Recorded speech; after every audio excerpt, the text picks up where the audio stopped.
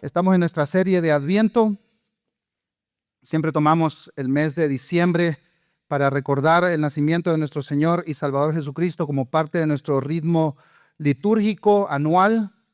Y hoy estaremos hablando acerca del temor. No sé a quiénes de aquí les gusta ser asustados. A mí no me gusta que me asusten ni ser asustado, ¿verdad? Algunas personas pagan para que se los asuste, ¿verdad? Entrando al cine a ver esas películas horribles, ¿verdad? Yo llego a Jurassic Park, ¿verdad? Ese es mi tope de miedo, ¿verdad? Quedé un poco así medio asustado con tal vez los que son un poco más viejillos sabrán de esta película. Ya sé lo que hicieron el verano pasado, ¿sí? Solo el título, ¿verdad?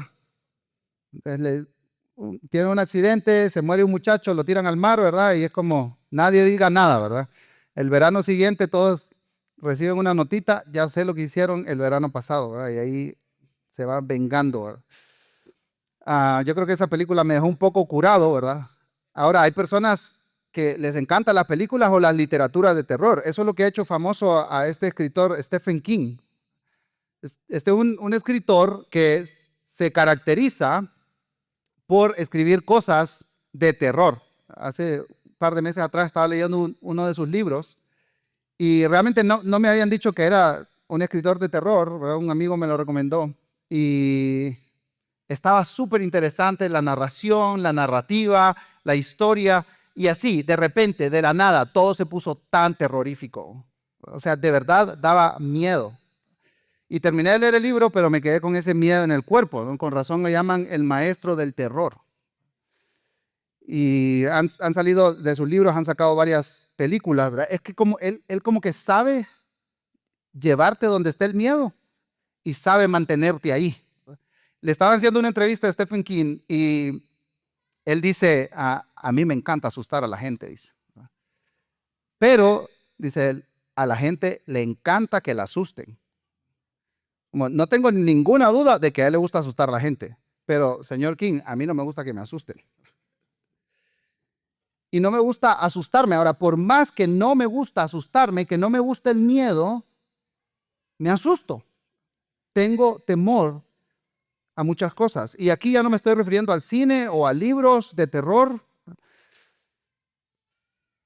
Y el Adviento le habla a nuestro temor.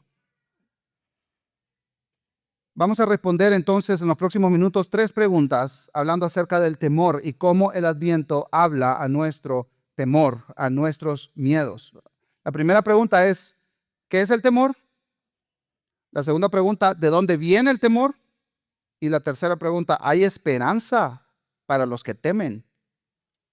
Comenzamos entonces respondiendo a la primera pregunta, ¿qué es el temor?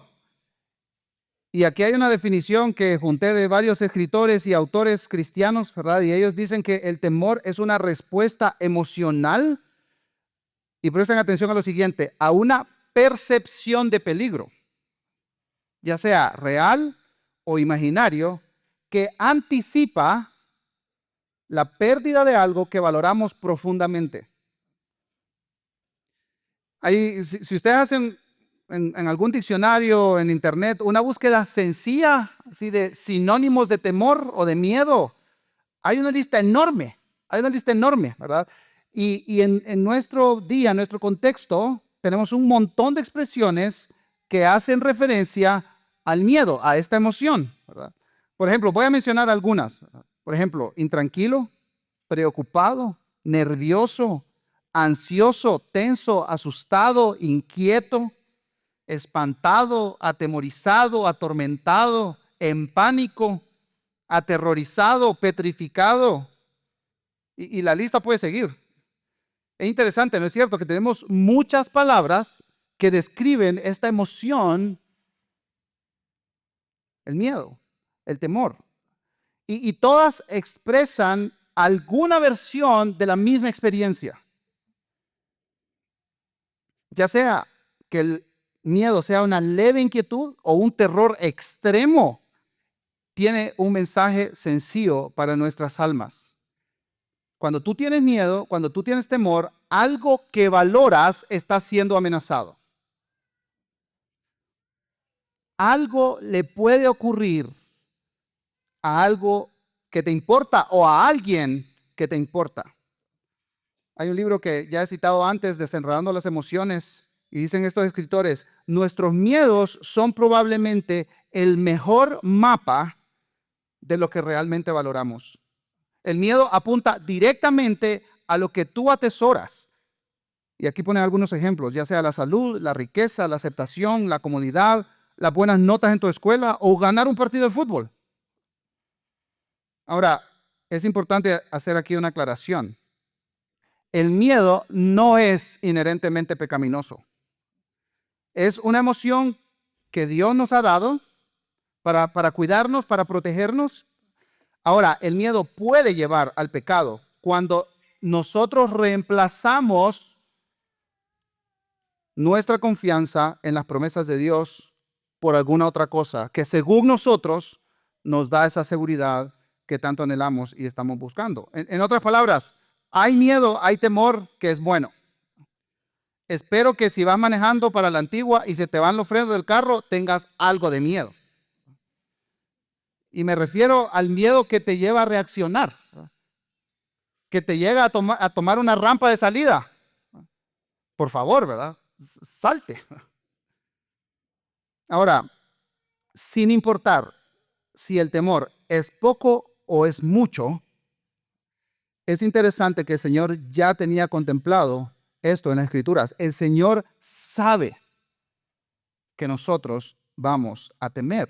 Él conoce nuestra tendencia al miedo, al temor y a todos sus sinónimos. Por eso en las Escrituras hay más de 300 referencias que hablan a tu temor, a tu angustia, a tu miedo. Hay muchísimas.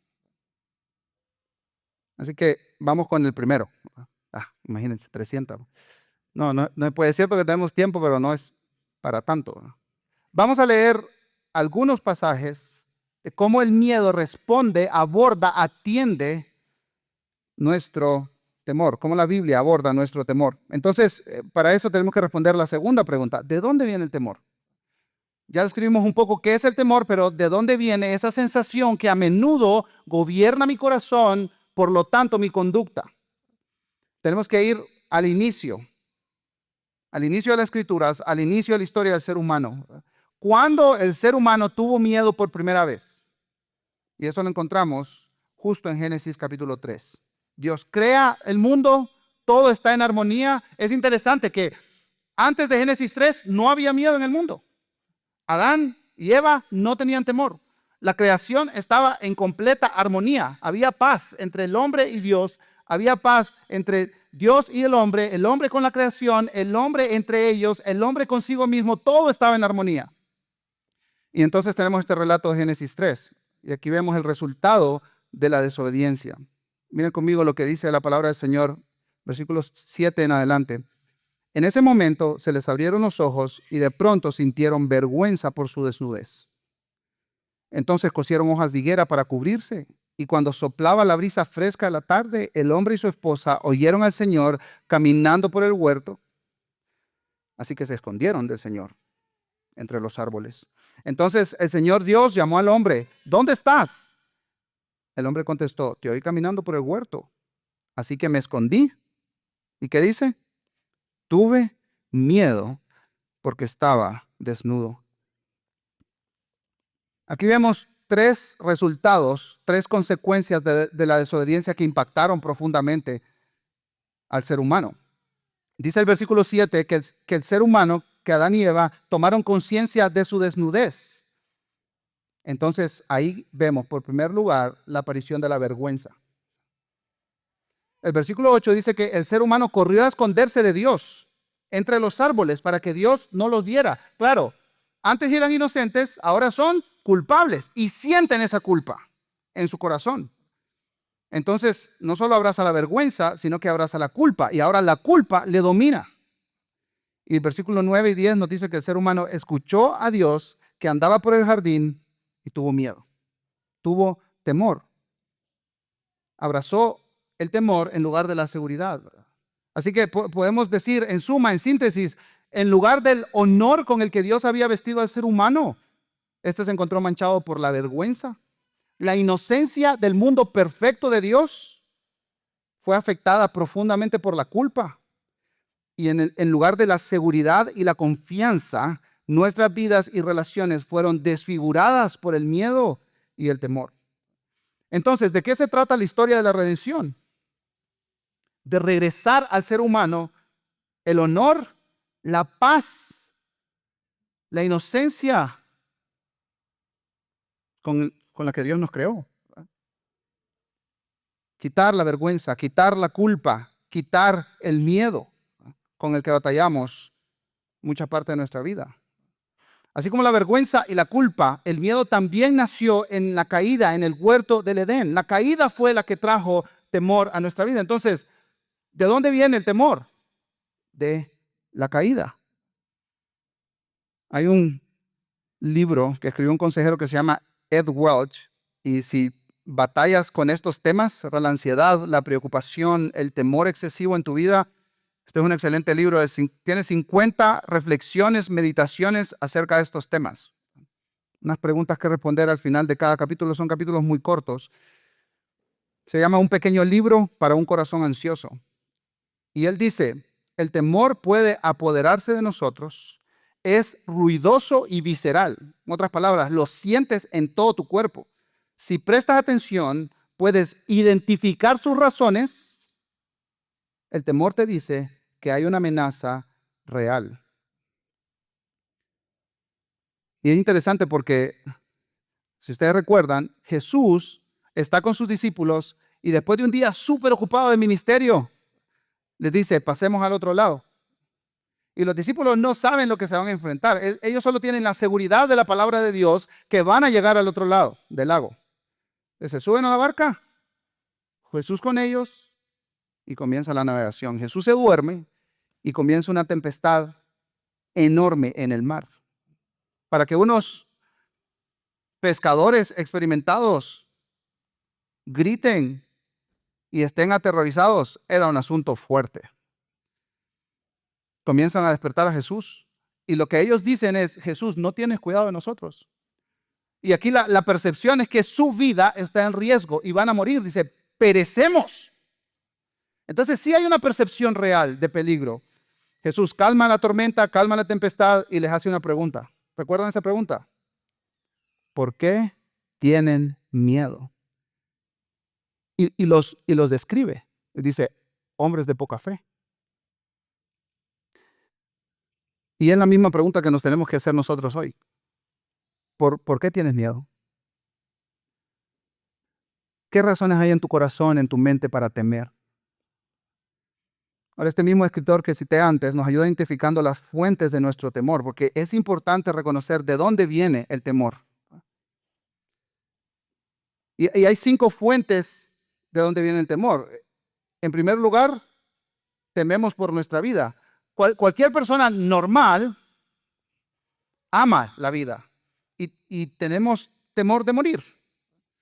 Ahora, nos tenemos que preguntar, ¿a qué parte de la muerte le tememos? ¿Verdad? Algunas personas le temen al evento de la muerte o a los días previos a la muerte. ¿O cómo voy a morir? Ahora, otras personas le temen más a lo que viene después de la muerte, a lo que sucede después de la muerte. Estaba compartiendo el evangelio con un joven y me hizo una pregunta que realmente yo nunca había pensado. Le digo, ¿tú has considerado tu vida después de la muerte? ¿Tú crees que hay algo? Y me dice, sí, yo creo que hay algo. Ahora, lo que a mí me preocupa, me dice, es si yo voy a sentir después de la muerte. Wow, qué buena pregunta, le dije. Esa era su preocupación. Voy a sentir algo después de la muerte. Entonces, nuestra vida nos preocupa. Nuestra vida nos da temor cuando nosotros vemos nuestra vida amenazada. Ahora, hay otras cosas que consideramos importantes. No solo nuestra vida, pero hay otras cosas que pueden estar en riesgo también. Por ejemplo, la vida de otras personas. Mientras más aumenten las personas que amas, también van a aumentar tus ansiedades y tus temores. El soltero vela por sí mismo, pero cuando se casa, otros 20 pesos, ¿verdad? Un poquito más de 20. ¿Verdad? La pareja sin hijos, relax, ¿verdad? Más o menos relax, digamos relax. Pero ¿qué pasa cuando comienzan a tener hijos? Otros 20 pesos. Más temores, más ansiedades. Ahora, pensemos por un momento en los abuelos. Seguramente hay muchos abuelos acá presentes hoy. Una enfermedad de tu nieto es una preocupación a tu vida, a tu alma, su futuro, sus relaciones, sus amistades. Entonces, las personas que amas aumentan, tu ansiedad y tu temor va a aumentar. Es normal. Pero también nos preocupa y nos da temor la fidelidad de otras personas. No sé a ti, pero a mí me da temor que las personas me rechacen. Las relaciones pueden ser frágiles y pues dependemos de nuestras relaciones, pero nos herimos, nos dañamos y lo que no queremos es que la gente nos rechace, especialmente esa gente cercana. Y cuanto más cercana es una relación, más vulnerable se vuelve. Por eso el matrimonio hay tanta vulnerabilidad en el matrimonio, porque es la relación más cercana y nos sentimos fuera de control si alguien nos rechaza. Entonces, mi papá tenía un dicho, ¿verdad? Que decía, conozco el pelo de mi ganado. ¿Para qué me voy a meter en ese clavo, verdad? Si ya sé, me van a hacer daño. Entonces, nos comenzamos a encerrar en nosotros mismos y nos aislamos por temor de que la gente nos rechace. Decimos, yo confío en Dios, pero en la gente no. Dios es confiable, la gente no es confiable. Y tenemos temor a que nos rechacen. Pero hay dos cosas más que quiero mencionar. Tu reputación y este temor va mucho más allá de las personas que te rodean o que amas. Este temor se basa en que cualquier persona, aún fuera de tu círculo cercano, pueda considerarte como un fracaso y tu reputación se ve afectada. Dice Proverbio 29:25, temer a la gente es una trampa peligrosa. Y este no es un temor de que me van a hacer daño, me van a lastimar o me van a herir físicamente, ¿verdad? Este es más un temor de que no te respeten o que no les caigas bien. Y esto se ha acrecentado exponencialmente con el tema de las redes sociales. Hay un libro que está siendo bien famoso ahorita que se llama Generación Ansiosa. Y es un experto que ha hecho estudios longitudinales, especialmente en la generación Z. Y él dice que las redes sociales, el uso del Internet, ha potenciado la ansiedad en estas generaciones. ¿Por qué? Porque todo el mundo quiere lucir bien. Y si te rechazan en redes sociales, la desgracia, ¿verdad? Seguramente han escuchado a la cantante Taylor Swift, ¿sí? Y es muy interesante que algunas de sus canciones, ella conecta el temor con las expectativas sociales. Su temor con las expectativas sociales. Y le estaban haciendo una entrevista y ella dijo, mi mayor miedo es decepcionar a las personas que creen en mí. Aunque no las conozca ella. Y esto describe e ilustra muy bien el temor que tenemos a perder nuestra reputación. Y por último, tu dinero. Hay muchos pasajes en las Escrituras que conectan nuestro temor y nuestra ansiedad con asuntos financieros y económicos. ¿Y saben quién es experto en hacer eso? Jesús. En el Sermón del Monte, Jesús en el capítulo 6 usa una parte extensa para hablar del dinero, de las preocupaciones por asuntos materiales. Y él le dice a los discípulos que están ahí escuchando, ¿de qué se preocupan? No miran las aves del cielo, dice. Ellos tienen, los pajaritos que andan por ahí, tienen graneros donde guardan sus chivas para comer. Por si viene un temporal. No, dice, los animales esperan ¿en quién? En Dios que les provee su comida. Dice, miren los lirios del campo. Dice, no estaba hablando de las orquídeas bonitas que tienes en tu casa. Estaba hablando de las plantas chafas que están ahí, en el pasto. Anda a velas. ¿Quién las viste? Ellos se andan cosiendo sus cosas ahí. Pues no, dice Jesús. Y él le hace una pregunta muy incisiva a los que están escuchando. Dice, ¿no hará él mucho más por ustedes? ¿Y sabe qué añade? Hombres de poca fe. Sí que nos preocupamos por el dinero. Yo no sé usted, pero yo me preocupo por el pisto. Yo me gustaría que hubieran árboles de dinero. Sembrar uno y solo ir a arrancarlo ahí cuando quiero. Ahora, tenemos que ser honestos. Mucha de nuestra preocupación por el dinero no viene de un interés de que se cubran nuestras necesidades básicas. La mayoría de aquí tenemos que comer mañana en el desayuno. La mayoría de la gente que estaba escuchando a Jesús, no necesariamente ese era el caso. Muchos de nuestros temores en relación a lo económico vienen porque no tenemos suficiente para lo que queremos, no para lo que necesitamos. Y hay una enorme diferencia en eso. Por cierto, la advertencia de las Escrituras es que el amor al dinero añade preocupaciones a la vida y nos roba el contentamiento. La Biblia nunca dice el dinero es malo. La Biblia dice el amor al dinero es lo que destruye, es lo que corrompe.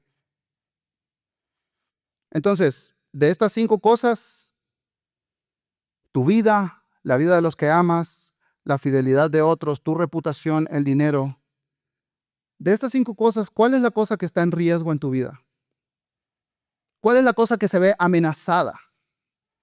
Y entonces, respondiendo a esa pregunta, tú puedes decir, a esto es lo que le temo yo. Ahora, podemos agregar cosas un poco más específicas. Por ejemplo, los solteros, las solteras. ¿Tienes temor de quedarte así para toda la vida? Es un temor real. Tal vez hay parejas que no pueden tener hijos y ese es tu temor. O tal vez que escogiste una mala carrera universitaria o que vas a fracasar con la carrera que estás estudiando. O tal vez eres un padre que ves a tus hijos crecer y te preguntas, ¿mis hijos van a permanecer en la fe o van a abandonar la fe? Hay un montón de temores y hay un montón de razones para temer. Y puedes agregar a la lista lo que hay en tu corazón, lo que Dios trae a tu mente para que reflexiones en eso mientras meditamos en el Adviento. El temor es una emoción que Dios nos dio. Y el miedo te motiva a buscar 3 cosas: seguridad, control y certeza. Ahora, ¿es malo buscar estas cosas? Intrínsecamente no es malo buscar estas cosas. No es malo buscar seguridad para ti, para tu familia, para los que amas. No es malo buscar control. Es bueno el orden también. No es malo buscar certeza. Yo no estoy diciendo que es malo tener una cuenta de ahorro o tener un seguro médico. No. Es más, ando buscando uno por si alguien interesa hacer negocio. ¿Han visto ustedes la película Intensamente? Sí, Intensamente. Es muy buena, ¿verdad? Y hay un personaje flaquito que se llama Temor. ¿Lo recuerdan a Temor? Él, cuando está hablando de su trabajo, él dice, gracias a mí, nosotros estamos vivos. Buen temor, ¿verdad? Positivo temor. Dice que su trabajo principal es ver dónde puede suceder un desastre y evitarlo. Y después dice, es un trabajo muy estresante. Ahora, hay momentos en que el temor controla a temor. Y ahí es donde está el problema.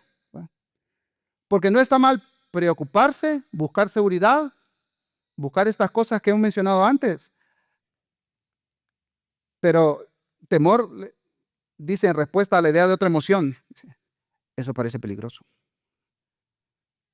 Todo parece peligroso si me preguntas a mí. Y no es cierto que muchas veces así actuamos, ¿verdad? Hay una escena de esta película donde están buscando el camino para regresar al cuartel y dice Temor, si seguimos por este camino, podría haber una probabilidad del 99.9% de desastre. Me reservo el 0.1 para la esperanza. Y en otro momento dice, ¿quién sabe lo que pueda pasar? Podríamos tropezar y caer en el olvido. El temor ya está controlando.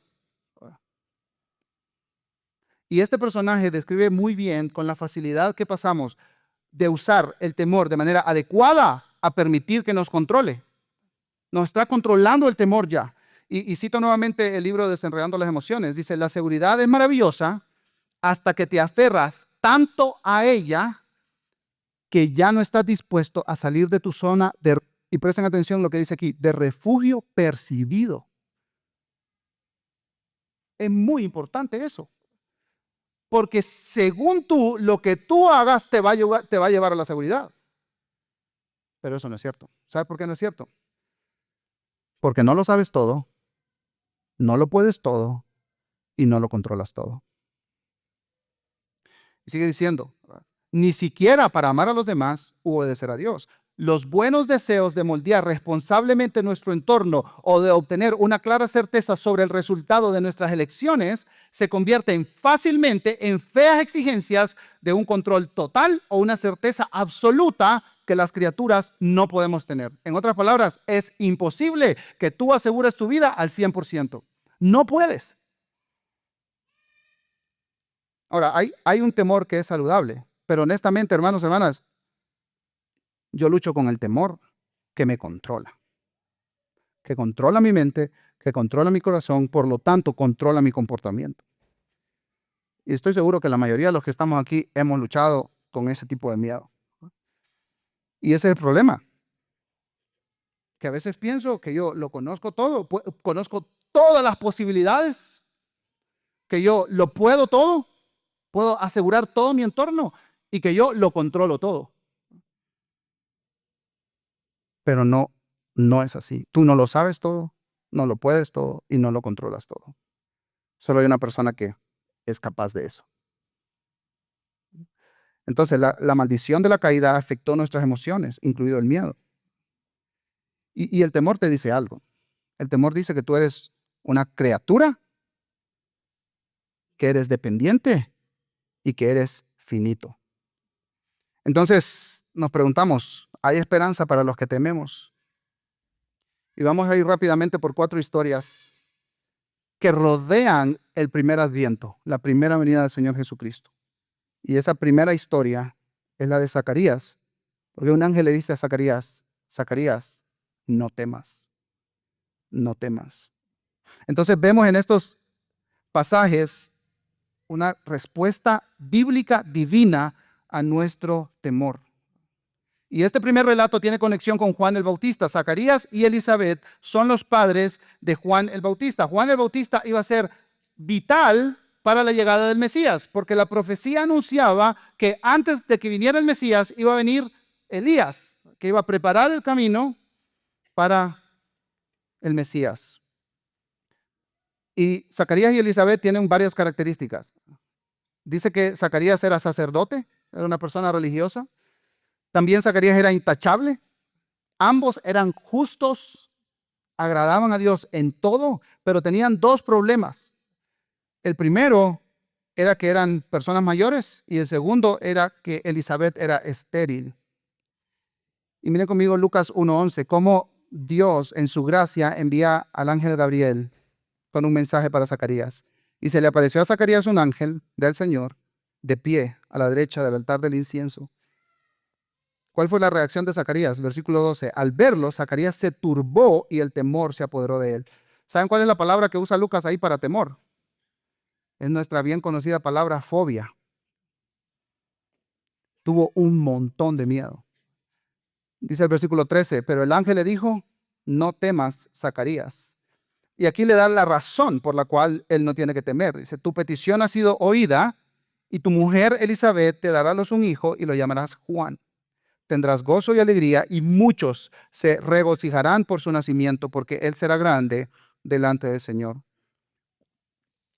Y es interesante porque en las 4 historias vamos a ver que Dios atiende la situación particular de cada uno. En este caso, de Zacarías y Elizabeth.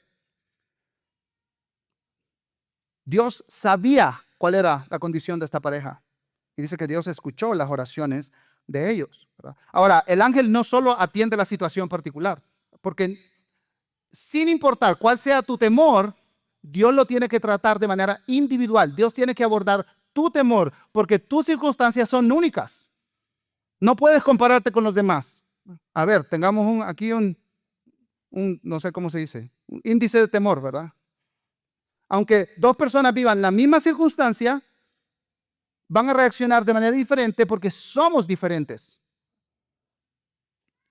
Y Dios trata con cada uno de los cuatro de manera particular en su circunstancia. Pero también nos da un concepto mucho más amplio, que nos ayuda con nuestro propio temor. Mira el versículo 16 y 17. Y esto lo dice el ángel sobre Juan el Bautista. Él hará volver a muchos de los israelitas al Señor su Dios. Él irá delante del Señor en el espíritu y poder de Elías para hacer volver los corazones de los padres a los hijos y a los desobedientes a la actitud de los justos, a fin de que preparar para el Señor un pueblo bien dispuesto.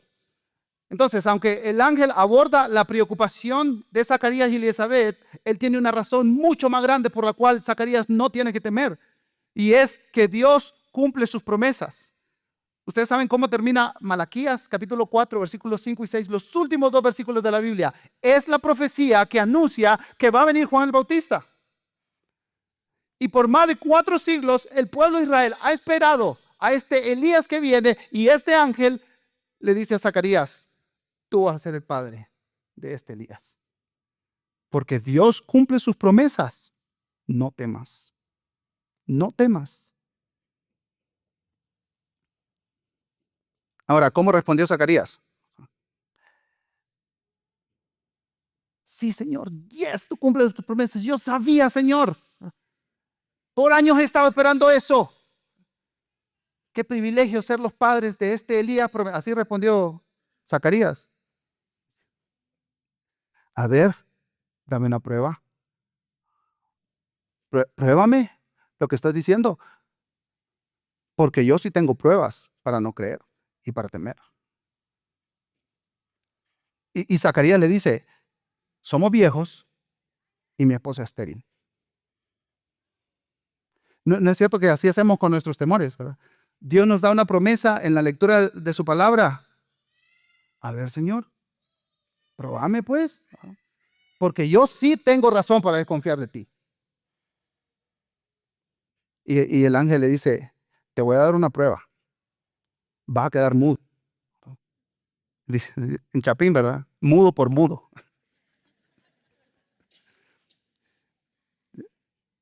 Yo soy Gabriel, que estoy en presencia de Dios.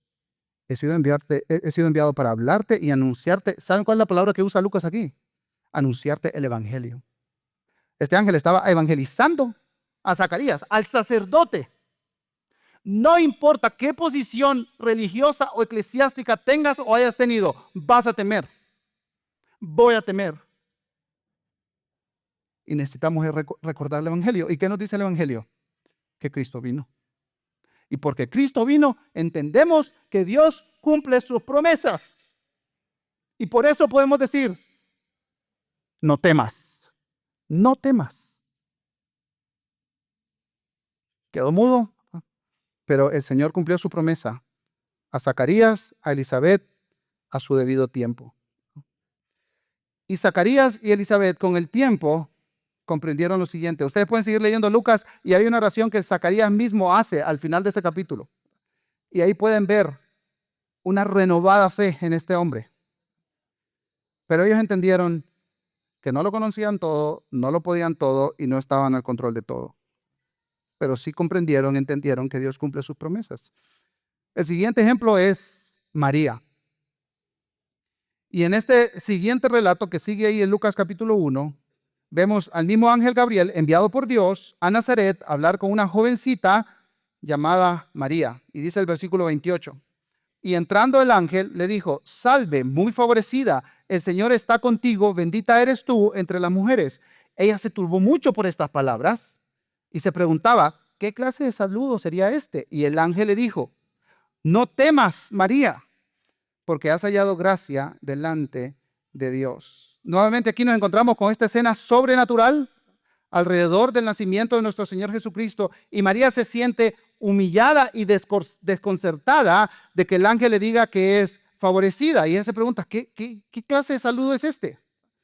Y en respuesta a esa agitación, a esa perturbación, el ángel le responde con estas palabras, ¿verdad? No temas, María. Y le da la razón por la cual María no tiene que temer. Le dice, tú has hallado gracia delante de Dios. Y aquí, contrario a lo que dice la religión popular, ¿verdad? Tradicional, que María es fuente de gracia, lo que el ángel le dice es, tú has sido receptora de la gracia de Dios. Y vemos aquí entonces que el Señor atiende la necesidad particular de María. Pero después le da la razón más amplia por la cual no tiene que temer. Versículos 31 y 32. Concebirás en tu seno y darás a luz un hijo y le pondrás por nombre Jesús. Este será grande, será llamado Hijo del Altísimo, y el Señor Dios le dará el trono de su padre David, la promesa mesiánica, y reinará sobre la casa de Jacob para siempre, y su reino no tendrá fin. Tendríamos unos varios minutos que pasar buscando todas las profecías de las cuales el ángel está hablando acá.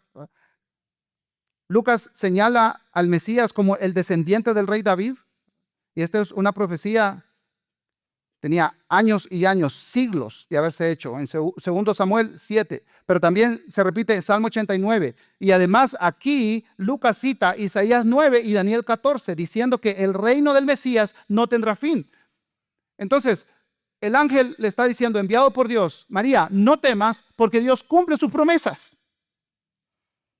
Y María responde con una pregunta, ¿cómo será eso? ¿Me puede explicar más? Yo soy virgen. Ahora, cualquiera podría pensar que es la misma actitud de Zacarías, pero hay una gran diferencia entre preguntar por confusión y preguntar por incredulidad. Y aquí María pide una explicación. Y esa confusión vemos que el ángel la aclara en los siguientes versículos. ¿Cómo va a ser el proceso? Y termina diciendo el versículo 27. El ángel a María, porque ninguna cosa será imposible para Dios. ¿Y cuál es la respuesta de María? Aquí está tu sierva. Aquí tienes a tu sierva, Señor. Hágase conmigo conforme a tu palabra. Entonces, María cambió el temor por sumisión, por sujeción, por obediencia. Ella comprendió que no lo sabía todo, no lo podía todo y no lo controlaba todo. Ahora vamos a ver el otro lado de la moneda, porque del otro lado está José. No sabemos cómo José se entera de que su prometida está embarazada. Y entonces comienza a pensar y a pensar y a pensar qué va a hacer. ¿Qué va a hacer? ¿Qué voy a hacer con esta información? Dice Mateo capítulo 1, versículo 19. Entonces José, su marido, siendo un hombre justo y no queriendo denunciarla públicamente, quiso abandonarla en secreto. Ahora, para José, la noticia del embarazo de María, ¿se pueden imaginar esa noticia sobre José? Dice la Escritura que José era un hombre justo. Yo creo que no solo produjo pesar y dolor. José estaba enojado, muchacho. Ahora, él comenzó a considerar sus opciones, ¿verdad? Y en ese versículo 1:19 de Mateo vemos las dos opciones que estaban frente a José, porque José desconocía una tercera opción. Porque claro, uno no lo conoce todo. No sabía que había un plan más grande. Y José tenía dos opciones. La primera opción era hacer eso público. Ahora, si ustedes leyeron el Antiguo Testamento, van a recordar que en Deuteronomio, ¿qué se le hacía a una mujer que había cometido inmoralidad sexual? La sacaban y la apedreaban. En ese plan, el Mesías no habría podido nacer. Y entonces José está pensando y tiene este otro plan, que la vergüenza caiga sobre él y no sobre María. Entonces, esta opción es deshacer el compromiso en secreto y abandonarla para que se anule el casamiento. Recuerden que era una sociedad con una moral muy rígida y el compromiso era casi que el matrimonio. Entonces, imagínense a José esa carga emocional que tenían, como cuando a veces no puedes dormir en la noche por algún clavo que tienes. No sé si te ha pasado, ¿verdad? Y estás dando vueltas en la cama y simplemente no puedes dormir considerando todas las opciones que tienes y no ves salida. Yo creo que por cómo se relatan las cosas, yo creo que José estaba pensando tanto en eso que le ganó el cansancio y se quedó dormido. Versículo 20. Pero mientras pensaba en esto, se le apareció en sueños un ángel del Señor diciéndole: José, hijo de David, no temas.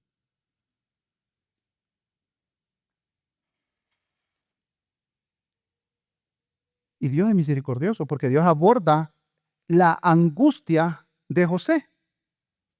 No le dice lo mismo que a Zacarías ni a María. Dios aborda la angustia de José de manera particular, singular. Le dice: no temas recibir a María, tu mujer, porque el niño que se ha engendrado en ella es del Espíritu Santo.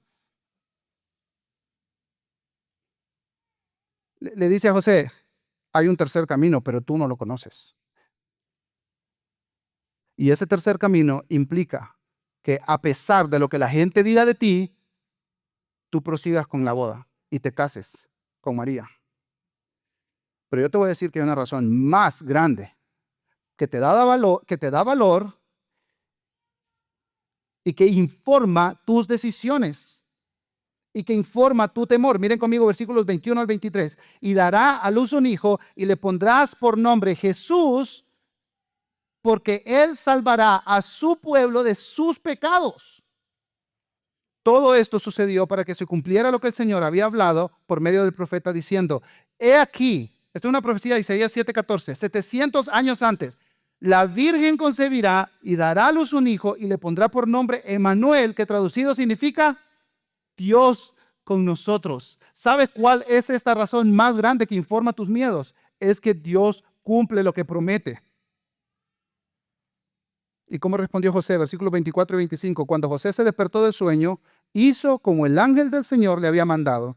Tomó consigo a María como su mujer y la conservó virgen hasta que dio a luz un hijo y le puso por nombre Jesús. José cambió el temor por obediencia.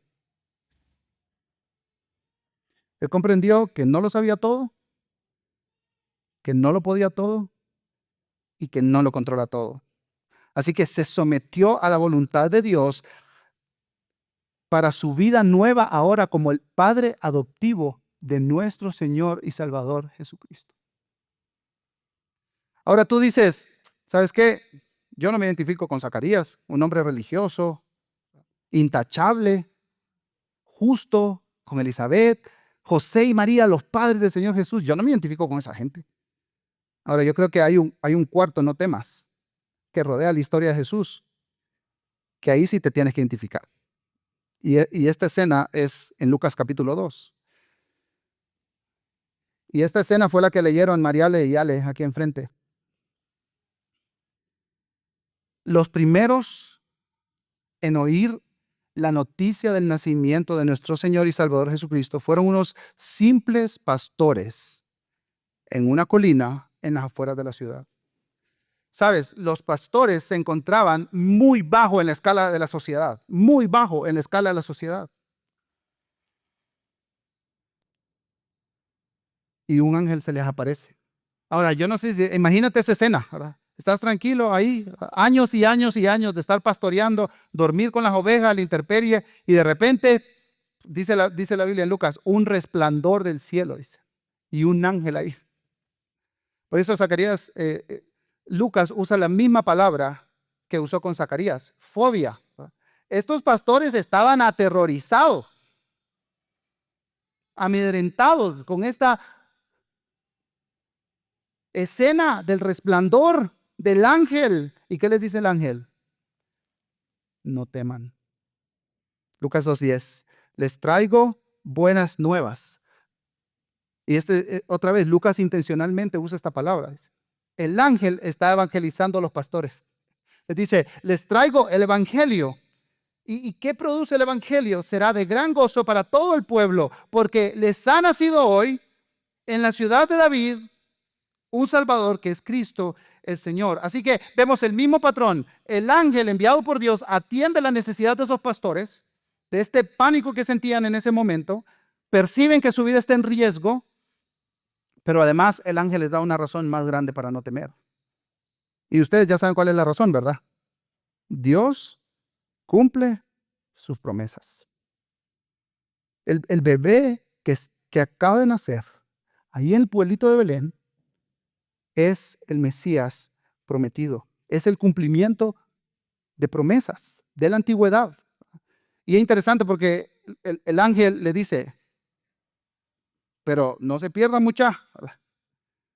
Les doy un par de señales para que identifiquen al bebé. Está envuelto en pañales, está acostado en un pesebre. Y dice un experto del Medio Oriente que muchas veces nosotros pensamos que Jesús llegó a un lugar todo chuco, y como feo, como que nadie lo quería recibir. Y dice Kenneth Bailey, se llama este experto en Medio Oriente, dice, poner a una madre que está embarazada y que van a ser su hijo en una de esas condiciones era una vergüenza para un pueblo. Entonces, él ayuda como a repensar cómo nosotros hemos percibido la Navidad, ¿no? Que es un establo ahí arrumbado en algún lugar. No, dice, el pesebre estaba dentro de una casa y por eso, dice, los pastores lo pudieron encontrar. Este niño está envuelto en pañales como uno de los de nosotros y está en una casa como una de las de nosotros. Dice, ¿cómo es posible que lleguen estos pastores a un lugar todo cochino ahí arrumbado, verdad? Dice, mira, el Salvador del mundo, ¿lo veo mucha? Dice, no, eso no tiene sentido. Era el mejor lugar, era humilde, pero era el mejor lugar en el que podía estar Jesús y sus padres.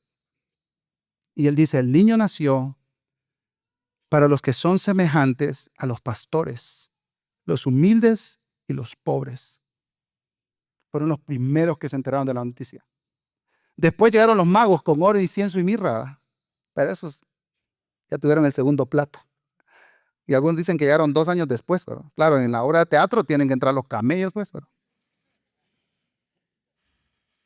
pero llegaron mucho tiempo después, ¿verdad? Por eso Herodes mandó a matar a los niños abajo de ¿cuánto tiempo? De 2 años. Después de escuchar ese hermoso coro, dice Lucas, multitud de ejércitos celestiales, con unos simples pastores. Los pastores se quedaron viendo y dijeron, muchachos, ¿qué hacemos acá? Vámonos, vamos a buscar a ese bebé. Y dice que los pastores llegaron, identificaron todo, tal como el ángel les había dicho, y les contaron a todos lo que habían visto y oído. Y dice que regresaron a los campos a cuidar sus ovejas, y ellos cambiaron el temor por alabanza y adoración a Dios. ¿Por qué, hermanos, hermanas? ¿Por qué tú puedes cambiar el temor por adoración, por alabanza, por obediencia, por sumisión? Porque Dios cumple sus promesas. ¿Hay esperanza para los que temen? Sí, hay esperanza. Y Dios trata individualmente tu temor. Dios no es de una receta para todos, muchachos, tómense esa medicina y ya se acabó el clavo. No, Dios aborda tu problema, tu necesidad en tu circunstancia particular. Por eso, mientras avanza el mes de diciembre y tú te enfrentas con temores en tu vida, presta atención a lo que Dios te muestra en su palabra y a través de otras personas en la fe. Tienes que tener tus oídos abiertos para que escuches la verdad del Evangelio. Entonces, ¿hay esperanza para los que tememos? Hay mucha esperanza. Hay abundante esperanza. Cantamos el himno al mundo paz. Ahora, en la traducción se pierde mucho, ¿no? De lo que escribió Isaac Watts. Se escribió en 1719 ese himno. La tercera estrofa en inglés de este famoso himno tiene una de mis frases favoritas de Adviento. Y dice una traducción del inglés al español de esta tercera estrofa. Dice, ya no abundará el pecado, y los espinos y los cardos no crecerán en el piso. Jesús viene para hacer que sus bendiciones fluyan tan lejos como ha llegado la maldición. Jesús vino para derramar abundantemente sus bendiciones y que toquen cada esquina de nuestro temor. ¿Es profundo tu temor o es muy alto tu temor? Hasta ahí alcanzan las bendiciones de nuestro Salvador. Así que este Adviento podemos recordar, hermanos, hermanas, no lo puedes todo, no lo conoces todo y no lo controlas todo, pero sí puedes estar seguro de algo, que Dios cumple sus promesas. Vivimos en un mundo quebrantado, fracturado por el pecado, y es imposible que tú estés 100% a salvo el 100% del tiempo. Puedes tomar tus precauciones, está bien, tómalas, pero eso ni tan siquiera la mejor precaución te puede asegurar seguridad en tu vida. Hermanos, hermanas, no fuimos creados para controlar todo. Ya suéltalo. Pero en medio de tu temor, estos te pueden hablar claro. Los peligros, la dependencia y las incertidumbres son señales que te guían. Escucha esto, no a una estrategia, sino a una persona. Aquel cuyo control y carácter es totalmente confiable. Esa es nuestra única seguridad real. No hay más. No la busques. Iglesia, no temas, porque Cristo ya vino y Dios cumple sus promesas. Que Él haya nacido en ese pueblecito de Belén te asegura que por siempre Él cumplirá sus promesas. Así que, hermanos, este Adviento, no temamos. Oremos. Oh Señor,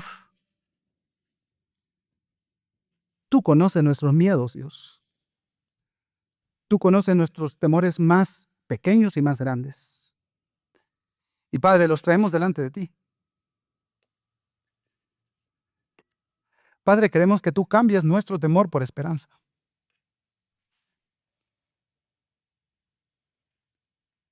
Tú conoces la situación de cada uno de nosotros, Señor. Tú nos conoces por nombre. Tú conoces las dificultades que estamos atravesando. Y tú tratas de manera particular, Señor, con cada uno de nosotros. Somos tus hijos, te amamos y confiamos en ti. Y Señor, confiamos en ti porque tú eres 100% confiable. Señor, a pesar de que no lo sabemos todo, de que no lo podemos todo, de que no lo controlamos todo, nosotros ponemos hoy nuestra confianza en ti, porque tú cumples tus promesas. Así que aviva en nuestro corazón, en el corazón de tu iglesia, la esperanza que produce la primera venida de Cristo. En su nombre oramos. Amén.